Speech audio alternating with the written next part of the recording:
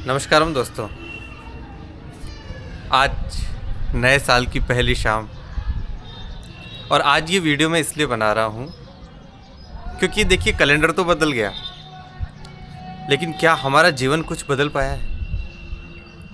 2025 में किसी के साथ अच्छा अनुभव हुआ, किसी के साथ बुरा हुआ, किसी ने रिश्ते खोए, किसी ने अपनों को खोया और बहुतों ने बहुत सारी अपेक्षाएं खोई। बहुत सारी इच्छाएं थी, मन में कामनाएं थी, लेकिन उन इच्छाओं को जब वो पूरा नहीं होती तो दुख होता है। उन्हीं छोटे मोटे सुख दुख के साथ हमने चलते हुए 2025 बिता दिया। लेकिन क्या कभी हमने ये सोचा है कि कुछ तो गलती है जो हम कर रहे हैं, जो हम सालों साल हमेशा करते हुए आ रहे हैं, जो पिछले वर्षों में भी हमने वही की थी, जो अभी भी हम वही करते जा रहे हैं। तो यहाँ सिर्फ कैलेंडर बदलना नहीं है, यहाँ बदलना है हमें अपने आप को। भीतर देखना है कि जो सुख मेरे जीवन में आ रहा है, जो दुख मेरे जीवन में आ रहा है, क्या मैं इन सुख दुख को भोगने के लिए यहाँ आया हूँ या अपनी अपेक्षाओं को पूरा करने के लिए आया हूँ? देखिए 2025 में सबने कुछ ना कुछ खोया है। आपकी भी कुछ ना कुछ ऐसी इच्छा रही होगी जो पूरी नहीं हुई, या कुछ ऐसे अनुभव रहे होंगे जिन्हें आपने खो लिया होगा।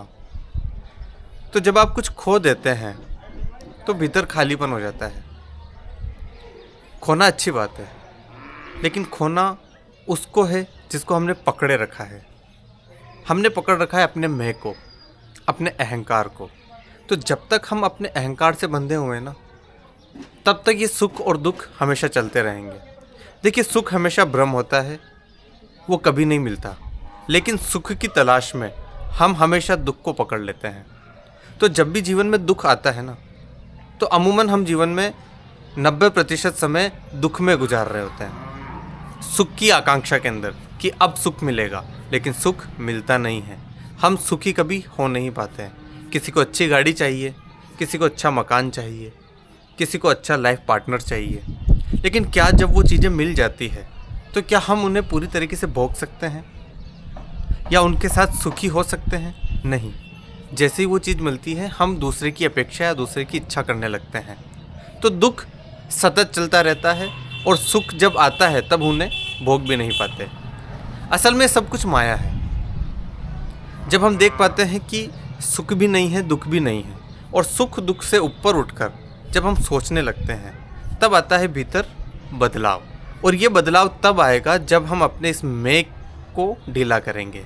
जिस अहंकार को हमने पकड़ा हुआ है उसे हमने ढीला करना है।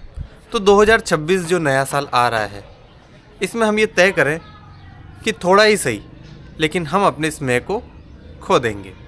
क्योंकि इच्छाएं तो हम हमेशा खो रहे हैं, अपनों को भी खो रहे हैं, रिश्तों को भी खो रहे हैं, अपेक्षाओं को भी खो रहे हैं।